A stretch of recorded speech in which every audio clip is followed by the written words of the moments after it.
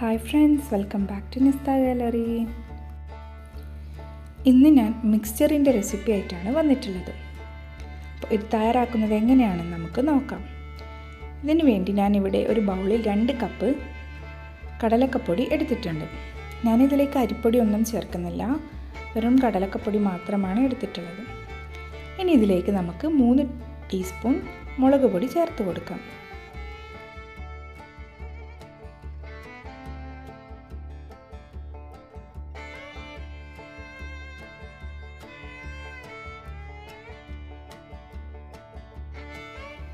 ഇനി നമുക്കിതിലേക്ക് ഒരു 1/2 ടീസ്പൂൺ മഞ്ഞൾപ്പൊടി ചേർത്ത് കൊടുക്കാം. പിന്നെ ആവശ്യത്തിനുള്ള ഉപ്പും ചേർത്ത് കൊടുക്കാം. ഇനി ഇതിലേക്ക് ഒരു 1/4 ടീസ്പൂൺ കായപ്പൊടി ചേർത്ത് കൊടുക്കാം.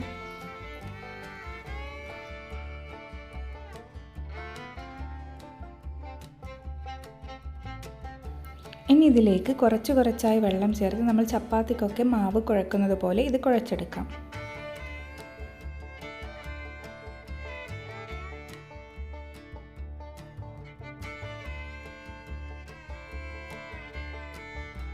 അങ്ങനെ മാവ് ഇവിടെ നല്ലപോലെ കുഴച്ചെടുത്തിട്ടുണ്ട്. ഇനി നമുക്ക് അടുത്ത ഒരു ബാറ്റർ തയ്യാറാക്കണം.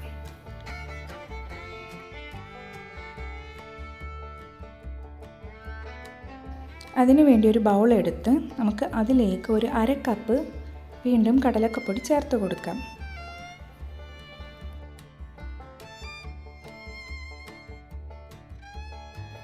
ഇനി ഇതിലേക്ക് നമ്മൾ നേരത്തെ ഇട്ട പൊടികളെല്ലാം തന്നെ ചേർത്ത് കൊടുക്കാം, അളവ് കുറച്ച്. ഇതിലേക്ക് ഞാൻ 2 ടീസ്പൂൺ മുളക് പൊടിയും ഒരു 1/4 ടീസ്പൂൺ മഞ്ഞൾപ്പൊടിയും അതേപോലെ 1/4 ടീസ്പൂൺ കായപ്പൊടിയും ആവശ്യത്തിന് ഉപ്പും നമുക്ക് ചേർത്ത് കൊടുക്കാം.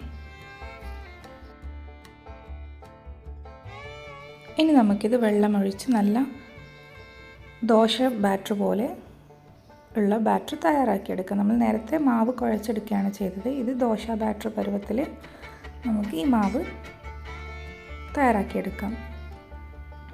ഇനി നമ്മുടെ മാവ് ഇവിടെ റെഡി ആയിട്ടുണ്ട്. ഇനി നമുക്കിതിനൊന്ന് ഫ്രൈ ചെയ്തെടുക്കണം. ഇതിന് വേണ്ടി ഫ്രൈ ചെയ്യാൻ ആവശ്യമായ ഓയിൽ ഞാനിവിടെ ചൂടാക്കാൻ വെച്ചിട്ടുണ്ട്. ഇനി ഇതേപോലെയുള്ള ഒരു അരിപ്പ പാത്രം നമുക്ക് എടുക്കാം. ഞാനിവിടെ ഒരു വലിയ കോരിയാണ് എടുത്തിട്ടുള്ളത്, ഹോൾസുള്ളത്. അപ്പോൾ അതിലേക്ക് നമ്മൾ ഈ കലക്കി വെച്ച ബാറ്റർ കുറച്ച് ഒഴിച്ച് കൊടുത്ത് നമുക്ക് ഇതുപോലെ ഒന്ന് ചെറുതായ രീതിയിലൊന്ന് ഇങ്ങനെ പരത്തി കൊടുക്കുക. അപ്പോൾ നമുക്ക് ആ ഹോൾസിലൂടെ ചെറിയ ഹോൾസ് പോലെ നമുക്ക് ആ മാവ് കിട്ടും.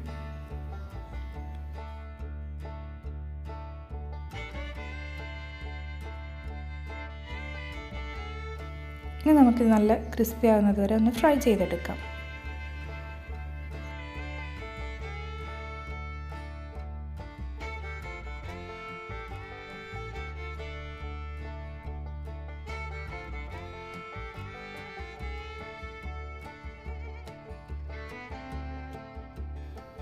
അങ്ങനെ ഇത് നല്ലപോലെ ഫ്രൈ ആയി വന്നിട്ടുണ്ട്. ഇനി നമുക്കിതൊരു പ്ലേറ്റിലേക്ക് മാറ്റാം.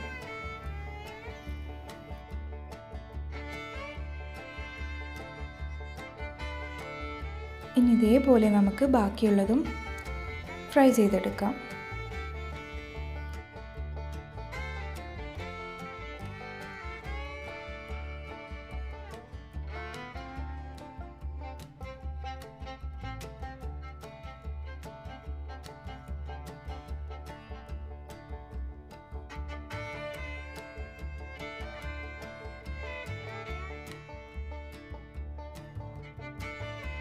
എല്ലാം ഞാനിവിടെ ഫ്രൈ ചെയ്തെടുത്തിട്ടുണ്ട്. നല്ല ക്രിസ്പി ആയിട്ടാണ് കിട്ടിയിട്ടുള്ളത്.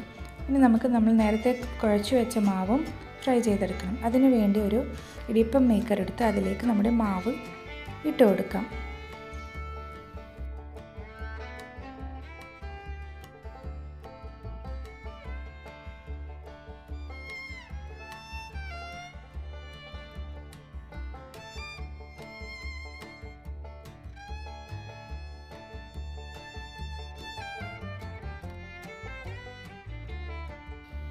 ഇനി നമുക്ക് നമ്മുടെ ചൂടായ എണ്ണയിലിട്ട് ഇതുപോലെ ചുറ്റിച്ചു കൊടുക്കാം. നമ്മൾ സാധാരണ ഇടിയപ്പം ചുറ്റുന്ന പോലെ തന്നെയാണിത്. ഇനി ഇത് ലോ ഫ്ലെയിമിലിട്ടിട്ട് വേണം ഫ്രൈ ചെയ്തെടുക്കാം, അല്ലെങ്കിൽ പെട്ടെന്ന് തന്നെ ഇത് കരിഞ്ഞു പോകും. അപ്പോൾ ഒരു സൈഡ് ആയിട്ടുണ്ട്, ഇനി നമുക്കതൊന്ന് തിരിച്ചിട്ട് കൊടുക്കാം.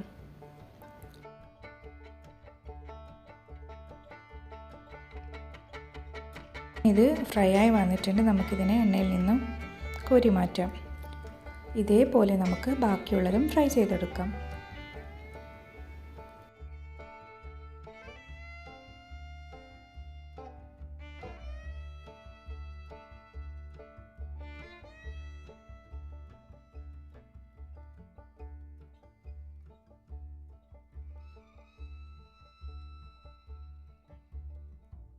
ഇനി ബാക്കിയുള്ളതെല്ലാം ഞാനിവിടെ ഫ്രൈ ചെയ്തെടുത്തിട്ടുണ്ട്. ഇനി ഈ എണ്ണയിലേക്ക് നമുക്ക് കുറച്ച് പൊട്ടുകടല ചേർത്ത് കൊടുക്കാം. അതൊരു 1/4 കപ്പ് അങ്ങനെ മതിയാകും. അത് നല്ലപോലെ ഒന്ന് ഫ്രൈ ചെയ്തെടുക്കാം.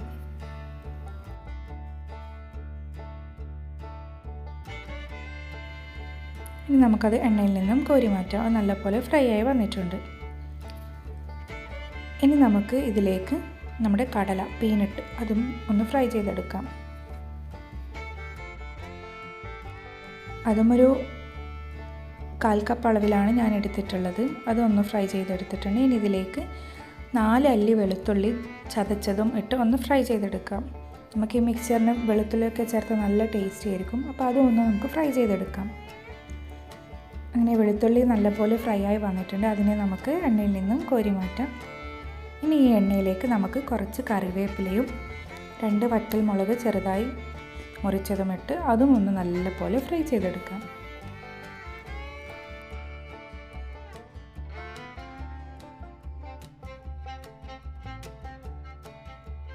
ഫ്രൈ ചെയ്തെടുത്തിട്ടുണ്ട്. ഇനി നമുക്ക് നമ്മുടെ മിക്സ്ചർ ഒന്ന് സെറ്റ് ചെയ്തെടുക്കാം. ഞാൻ നേരത്തെ ഫ്രൈ ചെയ്ത ഇത് ഒന്ന് ബൗളിലേക്ക് എടുത്തിട്ടുണ്ട്. ഇനി അത് നല്ലപോലെ കൈ വെച്ചൊന്ന് നമുക്ക് പൊട്ടിച്ചു കൊടുക്കാം. ഇനി ഇതിലേക്ക് നമ്മൾ നേരത്തെ ഫ്രൈ ചെയ്ത ചെറിയ ചെറിയ ബോൾസ് ആയിട്ടുള്ളതും ഇട്ട് കൊടുക്കാം. പിന്നെ കറിവേപ്പില, വറ്റൽമുളക്, വെളുത്തുള്ളി ഫ്രൈ ചെയ്തെടുത്തതും ഇട്ട് കൊടുക്കാം. പിന്നെ ഇതിലേക്ക് നമ്മുടെ പൊട്ടുകടലയും പീനട്ടും ഫ്രൈ ചെയ്തതും ഇട്ട് കൊടുക്കാം. ഇനി ഇതിലേക്ക് നമുക്ക് 1 ടീസ്പൂൺ മുളക് പൊടി ചേർത്ത് കൊടുക്കാം. അതേപോലെ കുറച്ച് ഉപ്പ് അതും ചേർത്ത്, പിന്നെ വേണ്ടത് ഒരു നുള്ള് കായപ്പൊടി, അതൊരു നുള്ള് മതിയാകും. ഇനി ഇതെല്ലാം ചേർത്ത് നമുക്ക് നല്ലപോലെ ഒന്ന് മിക്സ് ചെയ്തെടുക്കാം.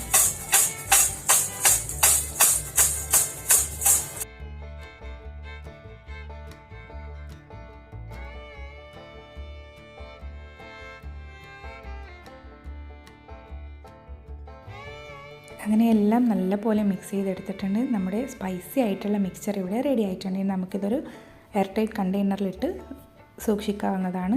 നമുക്ക് നല്ല ചൂട് ചായയുടെ കൂടെ കഴിക്കാൻ പറ്റിയ നല്ലൊരു റെസിപ്പിയാണിത്. അപ്പോൾ നമുക്ക് ബേക്കറിയിൽ നിന്ന് വാങ്ങുന്നതിന് പകരം നമുക്ക് വീട്ടിൽ തന്നെ ഇതുപോലെ തയ്യാറാക്കി നോക്കാവുന്നതാണ്. അപ്പോൾ എല്ലാവരും ഇതൊന്ന് ട്രൈ ചെയ്ത് നോക്കുക. എന്നിട്ട് നിങ്ങളുടെ വിലയേറിയ അഭിപ്രായങ്ങൾ ഞങ്ങൾക്ക് കമൻറ്റ് ബോക്സിലൂടെ അറിയിക്കുക. ആദ്യമായിട്ടാണ് ഞങ്ങളുടെ ചാനൽ കാണുന്നതെങ്കിൽ സബ്സ്ക്രൈബ് ചെയ്യുക. ഫ്രണ്ട്സിനും റിലേറ്റീവ്സിനും ഒക്കെ ഷെയർ ചെയ്യുക. പുതിയ വീഡിയോസുമായി വീണ്ടും കാണാം. Thank you for watching.